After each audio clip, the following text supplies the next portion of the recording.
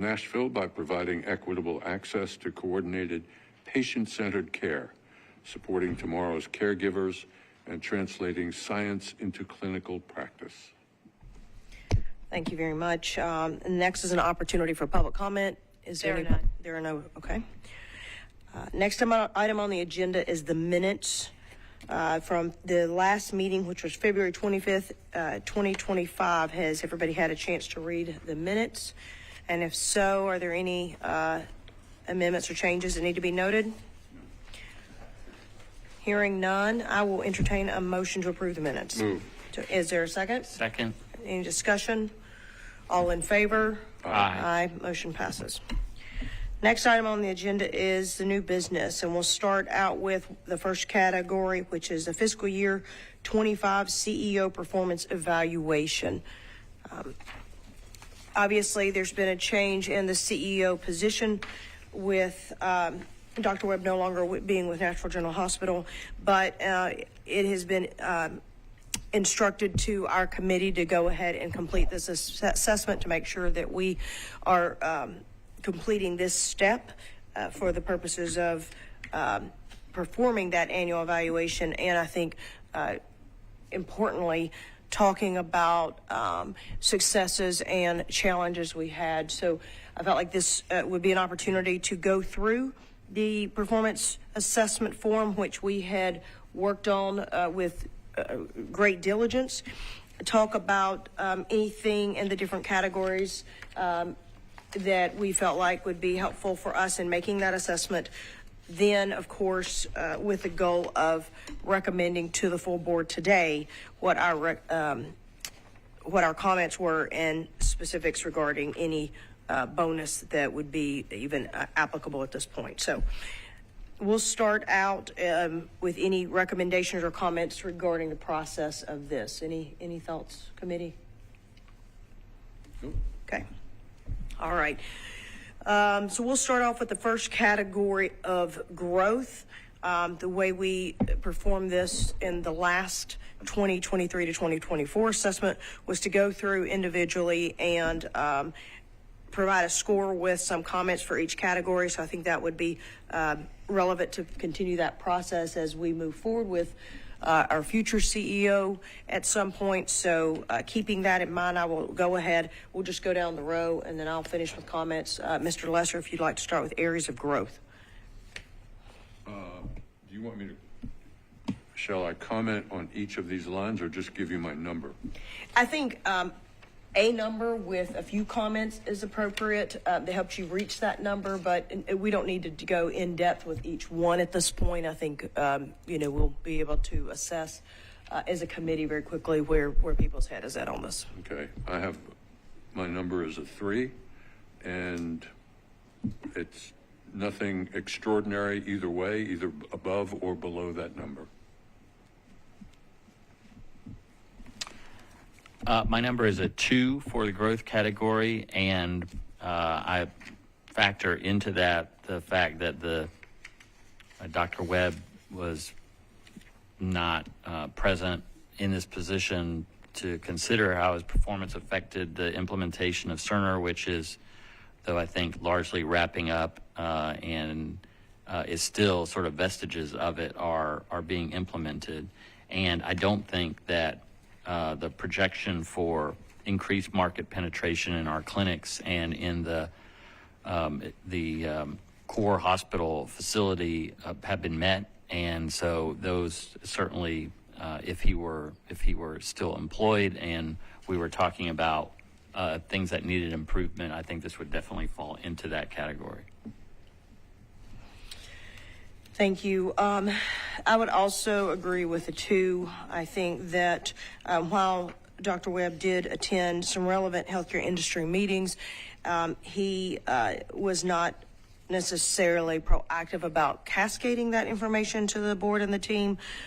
Agree with the comments about Cerner, and this would ultimately cascade into the conversation about the financial piece, but Cerner has been, to me, a little bit of a conundrum with regard to cost structure and then overall of kind of a better understanding of start to finish where we are on that piece.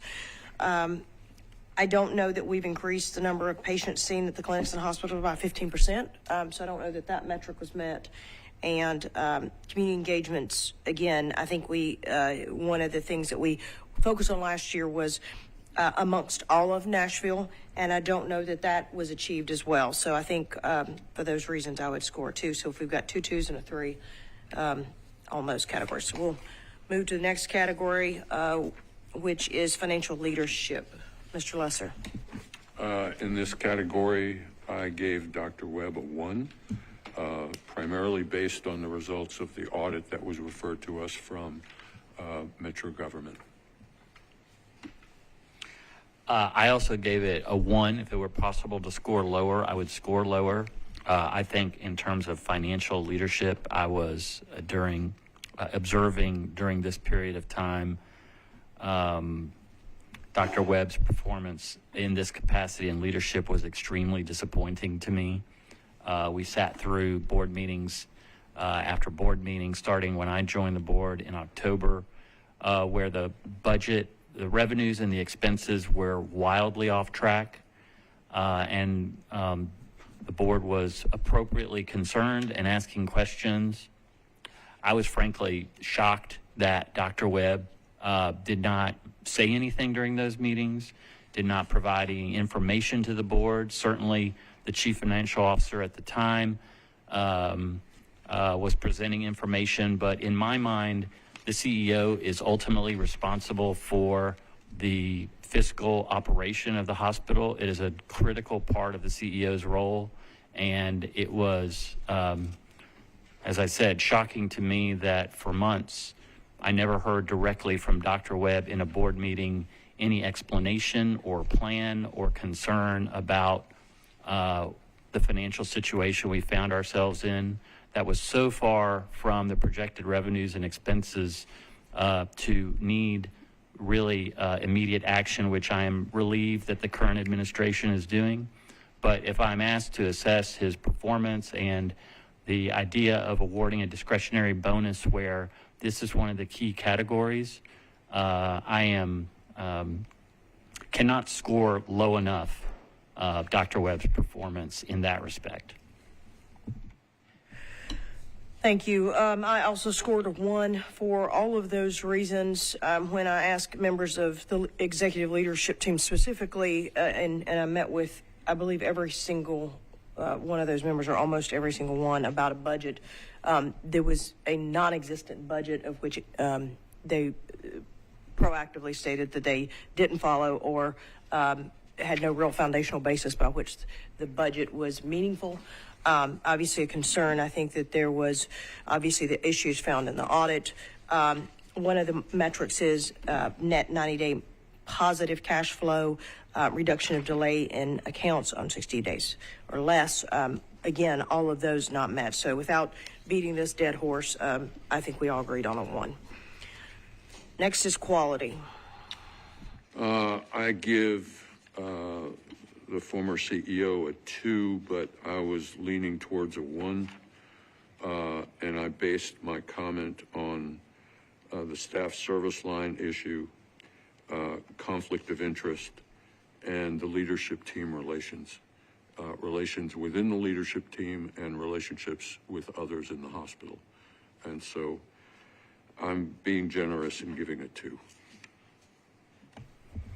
I would also give Dr. Webb a 2 in the area of quality. I think that the patient care standards and the most recent leapfrog are really something for us to be proud of. And I appreciate all of the work that went into that. I know that that is a difficult process. My sense is that Dr. Webb ought not to enjoy much of the credit for that. Certainly as CEO he oversees, but those who are more directly responsible should get more direct kudos for achieving that. And I join Mr. Lesser's observations about the other measurement criteria being work that would need improvement if we were evaluating Dr. Webb for the purposes of figuring out what he could do better next year. It would certainly be a 2 for the remaining categories for me. I scored at 1 in this category. While I agree about the leapfrog and specifically your comments, Mr. Escobar, about the quality of care with regard to the support that of the employees who provide the services that create that score. What I think resonated to me was some of the issues around the facility. For instance, the beds, the lab equipment, the call button, all these things which were, to me, needed to be addressed, should have been addressed, are a direct and high impact piece of how we provide quality. And that should be a priority over, to me, expansion of services and clinics. So just, again, a complete different direction, I guess, than I feel like would be important with basic needs. I had harped on for, I want to say, since maybe 2 or 3 months into this board tenure for myself, a conflict of interest. That is finally taking place today through zero work that I feel like our previous CEO had and did not place as a priority, but that is finally here, again, not done. Written assessment of clinical needs and appropriate staffing levels. In my meeting with Dr. Webb, he said that they assess us on a regular basis, but I've not seen that our employee headcount and executive leadership team staffing level is appropriate at all, especially when you try to align that with this census that we have, and then also looking at other hospital structures. So for all of those reasons, as well as performance evaluations, et cetera, which I understand, at least I've heard that were not happening, I would give a 1 in this category. Customer service. This one's a mixed bag for me because I'm obviously pleased with the Press Ganey results. But on the other hand, I think the culture is a problem for me under the leadership of Dr. Webb, which I increasingly became aware of through last year and the beginning of this year. Consistent and effective employee communication, as I have learned, with more people speaking up, which suggests that they weren't willing to speak up during the tenure of Dr. Webb. So I'm really torn. And so I end up, because of Press Ganey being on the high side, because of some of the other issues being on the very low side. So I'm going to give it a 2.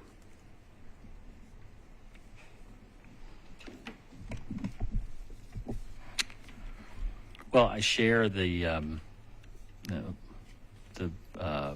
being pleased with the Press Ganey, meeting that specific metric. It is for the employees. For physicians, we have gone without any kind of physician feedback now for a couple of years. So that's disappointing. That's a mixed bag. I think I end up with a 1 for this based on my reading of the goals and the objectives, which center on excellent culture for employees, excellent culture for physicians, providing confidential process for employee and physician feedback and complaints.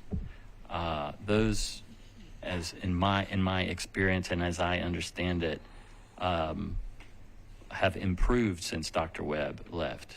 I have been told by more than one person about the difference in culture just in the last 2 months.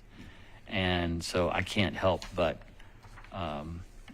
think that it is a really poor reflection on a culture that an executive establishes when there is such a dramatic improvement in that culture upon someone's departure. And I say that also hoping that the culture that we as a board and as a leadership team are establishing is one that everything's not always going to go right, including now. But the importance of, for those who are, continue to have concerns or suggestions about how to make the hospital better, how to improve the culture, a willingness and an openness to that. I hope that we continue. That's more editorializing, but I do think that this was an area that was a significant deficiency, and so therefore I'm at a 1 for this result area. Echoing the Prescaney results at 4.11 or greater, I've struggled with, and as you all know, continually about not receiving feedback for 2 years from physicians.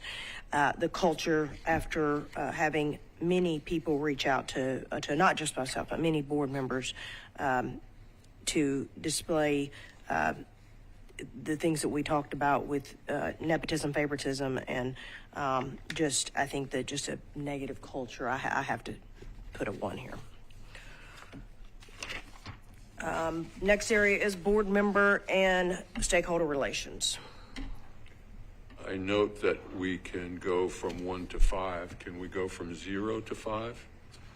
If we could, it would be a 0, but nonetheless, it's a 1. And if I can just make 2 additional comments, one related specifically to this particular result area. Communication was really probably, in my view, and has been for some time, the most critical gap for Dr. Webb. His communication skills, and even after talking to him routinely about some of these things, just did not get any better. And that's a big disappointment. So I give him a 1 because that's the lowest number I can. But I would also say, kind of in the broader sense, I find an irony here in that we have basically given Dr. Webb some pretty severe critical marks here. And yet, in discussions, in conversations around the hospital, the passion of the caregivers, the passion of the people who work here is outstanding. And that's despite the challenges they faced and have faced for a long time in terms of communication and support. And so I want to praise the people that work here because they do a superb job with what they have to give in terms of equipment, in terms of facilities, but their passion to serve is unquestioned. But I will stay with a 1 in this category. Thank you, Madam Chair. I also have a 1. 1 is described as unacceptable, and I start with the first goal and objective in this area, which is keeping the hospital board informed of initiatives, developments, things that impact growth, finances. The board received an audit report that I understand, we do not contest, that we have responded to, but that we acknowledge, which says that the board was not presented with a number of contracts that board should have, under the board's policies and procedures, should have received. So if the core of this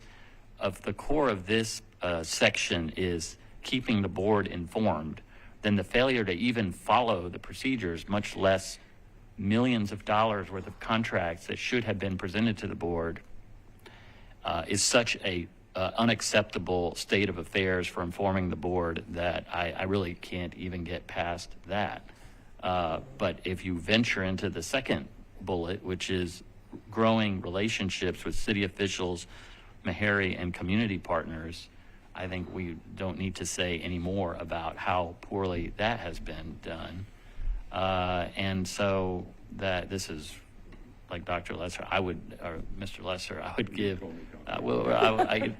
let's all be doctors. Everybody else around. I will, like Mr. Lesser, I would go lower, but 1 is adequately reflects what my view is, which is this unacceptable performance. I would also echo those comments again. I think we think about our stakeholders in our community, board members and stakeholders, for the same reasons with regard to lack of proactivity. with new board members, quarterly to semi-annually, meetings with all current board members, partnerships in Davidson County to maximize the resources. We also discussed with the measurement criteria, the NGH Foundation, and then prospective donors. So for all of those reasons with measurement criteria, including our top stakeholders with both the mayor and the Meharry Medical Center and the board, not to mention these other measurement criteria, I have to give a 1 as well. Okay, so based on those criteria, the total score for these 5 areas from a 1 to 5, with 1 being unacceptable, 2 needs improvement, 3 average, 4 exceeds, and 5 consistently exceeds. We have chosen to give a total of 21 points, which is in the lower third quadrant, which also equates to anywhere between a 0 to 1% bonus. So just wanted to now have the ability to talk that piece through and see if there's any further comments you'd like to make based on what we've chosen to score and as a percentage how that would work. So are we to discuss whether or not there is any bonus at all? Is that what this part of the discussion is? That's correct. Well, And it's based on a percentage of up to 0 to 5%. Well, I think given the severity of some of the serious comments that we've made here, I see no reason for a bonus. I agree with that, and I would frame it within the entire context of Dr. Webb's compensation, which had several different components, of which this was one, and the other components were intended, in my view, they were intended and did compensate him at a fair, if not generous, level of compensation for his work, and that this aspect of his compensation is discretionary because it was intended to reward performance above and beyond what would be the baseline performance. And so viewed in that context, for me, given that I understand this decision to be what in our discretion would we award above and beyond the sort of expected performance, given what we've said and the scores that we've given, I think it's absolutely appropriate for us to say there is no such performance above what was expected. In fact, in many ways, it was well below expectation, and so it's not appropriate in this part of his compensation to award any kind of discretionary additional amount. Chair recognizes Dr. Martin, who's joining us. It's my understanding from Metro Legal that the severance agreement is final, and that although this is, we're obligated to go through this evaluation, even if we had all 5s all right across the board, it is not appropriate to give a bonus because the severance agreement ended and covered all compensation and is final, according to Mr. Smith. So for belt and suspenders, if that's the case, then the decision, whatever decision we make doesn't matter. In the event that our decision is required, I would continue to, again, even if it's not required, I would be in favor of going through the process of determining what it would be, even if it ultimately has no legal effect. Agree, and I know, Mr. Smith has, my last conversation with Mr. Smith was he felt that this would be an appropriate measure to take just to make sure that as a committee, we did complete the steps. We continue to do our job through this process and document for purposes of not just our board, but the expectation for all those listening and all the associates who work here and work hard every day, that we will hold people accountable, that we do have a process and people understand the expectation of what is in this position. So agree with all comments, and at this point, I think it's appropriate for us to make a motion just formally, if not from a legal perspective. decision as a committee to push to the full board a not recommending any bonus structure, and specifically to state that our total score was 21 out of an optional 75 points. So moved. Second. It's okay. Any further discussion? Not all in favor? Aye. Aye. Motion passes. Okay. So we will do a quick summary of that at our board meeting shortly, and just for the record. Fiscal year 26 CEO objectives. So I wanted to make sure that we at least talked about this at a high level for purposes of at some point when we have our next CEO here for Nashville General Hospital,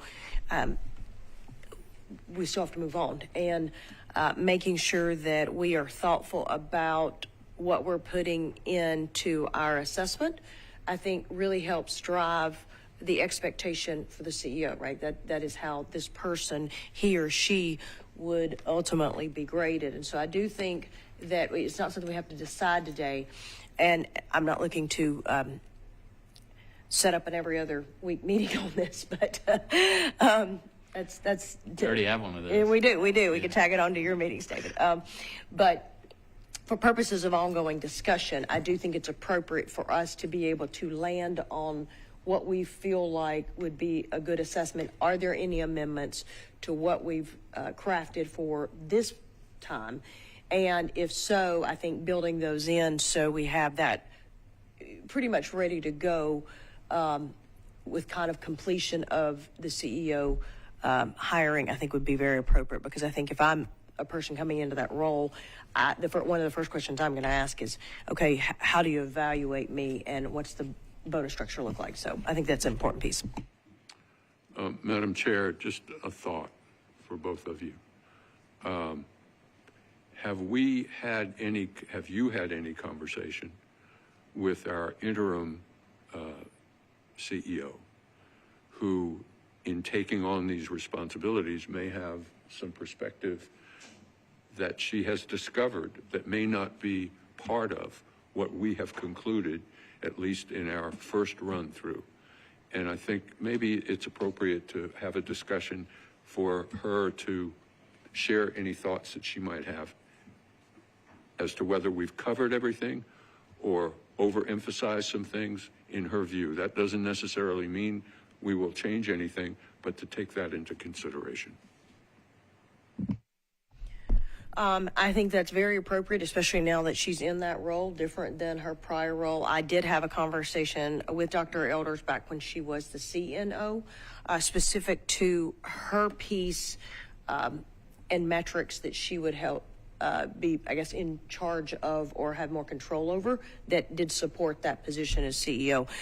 She, at that time, proactively did let me know that there was well, one, she educated me, which I appreciated, but two, I think did have some specific examples of where she felt like things could be added, and I tried to take some of that into account as we crafted this, as I did with every member of the executive leadership team. I did talk to them about these metrics that helped me understand, and then I said, what are we missing here?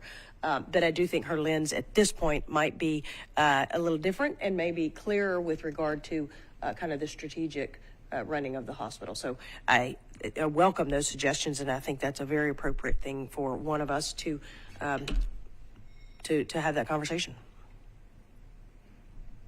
I have a question just to remind us where we are in that. I remember at our previous meeting, or one of our previous meetings, we started to develop a template or a framework that,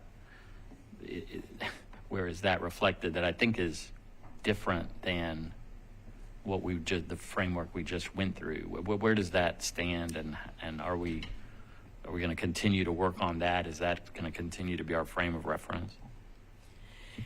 So from the notes that I had prior to our last meeting in February, I compiled all of that and put it to the best of my ability, into this assessment form. So there were a couple things I believe that we had talked about continuing to refine. I need to go back and pull those. But I did take all of the notes from each meeting as well as the recommendations in each category to come up with this current working document for the June 25 assessment. So hopefully that is generally speaking, that is a more recent compilation of all of our work and thoughts so far. So again, welcome any other additions and or conversations that we would need to have. I think, again, very appropriately recommended to us to speak with Dr. Elders, and obviously maybe Dr. Blackledge as well on the financial piece, and anybody else that would actually touch these metrics. But yeah, we're nodding over HR. So with Diana, but I will go back and review that. Well, I appreciate that, and then I realize I am remembering that this is how this changed from the previous one. I think there are some things that would be are time limited, like Cerner implementation is a key part of growth. So there are a few things that are time limited. They may need to be replaced with other things that are, specific events that are currently happening or happening over the next year or two. But I mean, that plus talking to Dr. Elders about her view now that she's in this role as to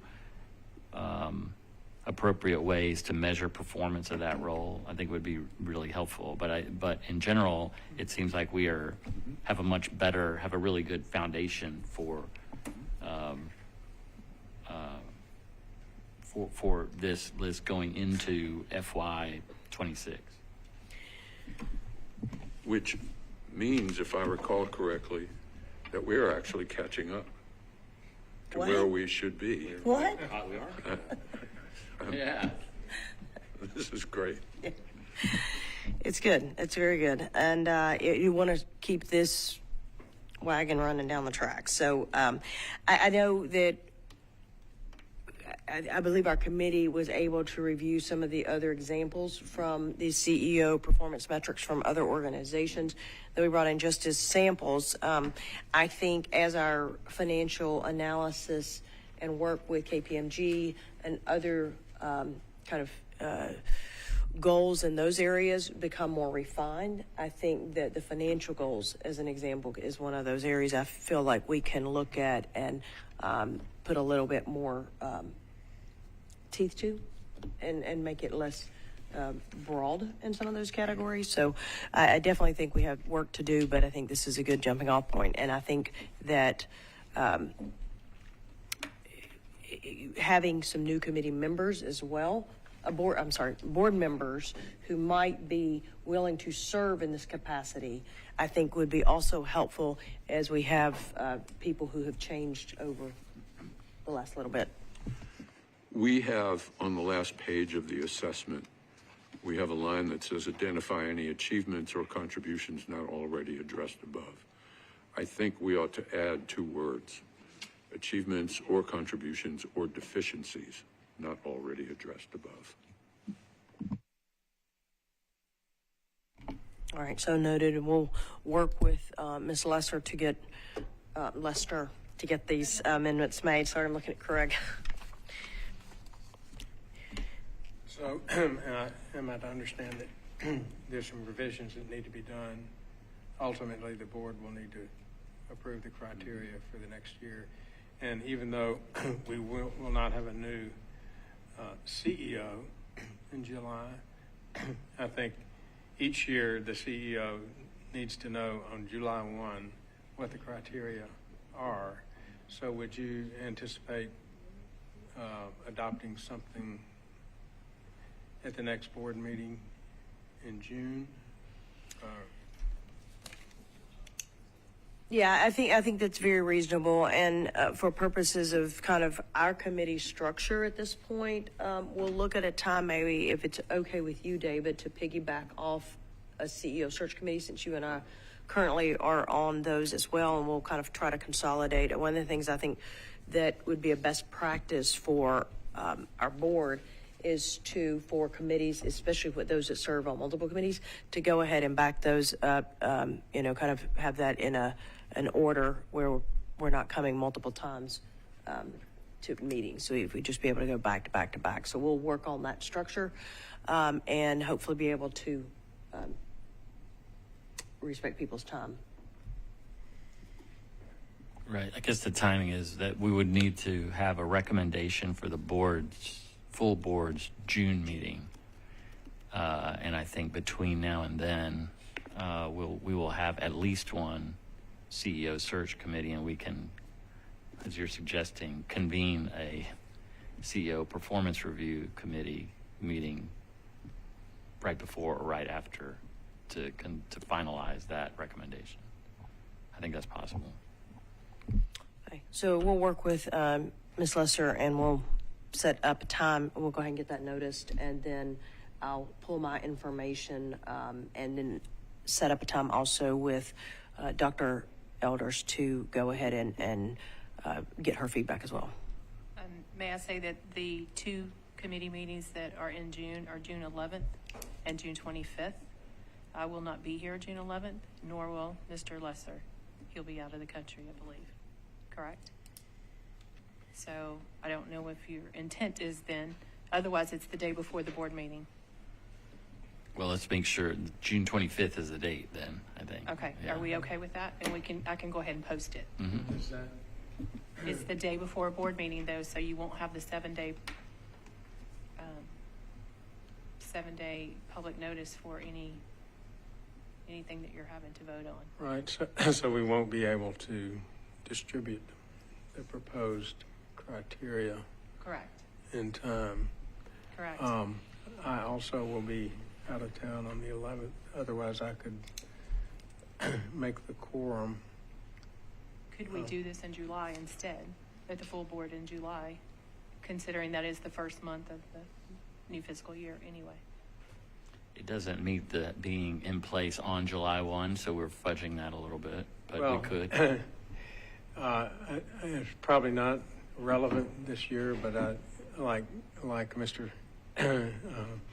Like Craig says, we're catching up. We're doing things a lot earlier, and we have a reason, I think, for delaying that till July. But we can have the meeting the day before the board meeting. We'll be ready to go. And we Okay. would still be months earlier than Yeah. we have been in the past. So- Yeah, I mean, I think we also, to the extent that Dr. Elders as interim CEO wants some guidance, I don't think we're going to stray very far from these categories, certainly, and we're more tweaking some of the particulars. So I would hope that she has a good understanding of what the broad parameters are of what the board considers to be the criteria that we're judging CEOs by or assessing their performance. Do you anticipate that both of those dates will be used for search committee? In June?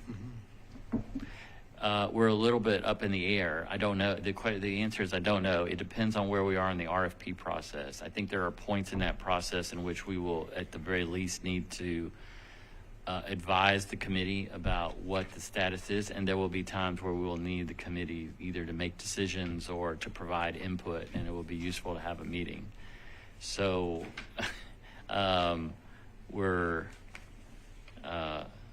truth is, I don't know. I'm not sure whether both of those will be necessary. One of those, I would like to, in any event, continue to meet, even if they're not particularly urgent action items. We at the beginning of our committee process, we had several urgent action items, and I think we're not in that particular place anymore right now, though we will be maybe a couple of months from now.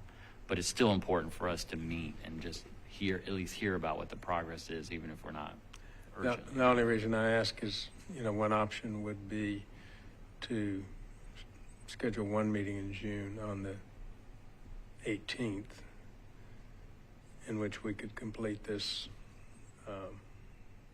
activity and have it done, at the June board meeting. But So that I'm would also be satisfied with pushing it to July. So, Ms. Lester, that would be then going out of that we would do it, have one meeting in between or instead of our regular scheduled meetings. Right. Right, it would take us out of sequence for sure. Yeah, which may be okay because we've canceled the one that we had scheduled because there's not anything urgent. Well, I don't think we need to decide that right now, particularly in this committee, but that's a good suggestion.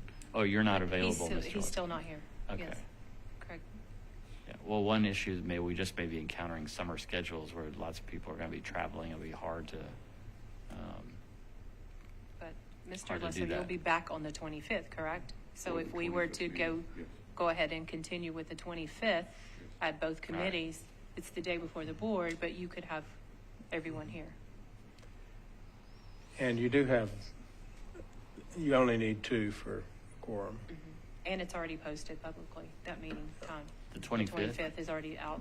All right. Well, it seems to me if the chair is okay, the committee chair of the board, that we would do that on the 25th. We'll have the back-to-back meetings, as Christy suggested, and we would then be in a position, the full board, to adopt formally the revised set of criteria in July. I think logistically that makes the most sense, and again, we're so far ahead of the game comparative to previous times. I think it's a really good place. I'll still be proud of that. Right. Okay, we'll plan on that, our next meeting on the 25th, and we'll do, see the time on that. So the current meeting on the 25th begins at 11 o'clock. Would you like for this one to begin at 12? Because lunch will be served either way. Look, the CEO Performance Evaluation Committee is about to understand how fantastic that lunch spread is. So absolutely, yes, 11 and noon. And noon, okay. Yeah. Okay. Have you seen the lunch spread yet? No. Okay, well, He's actually- get ready. Get ready. He's going to jump committees in a minute if we give him too much Not a good food. chance. Not a chance. Okay. On that note, that concludes our new business for today, and I will entertain a motion to adjourn. Move. Second, Second.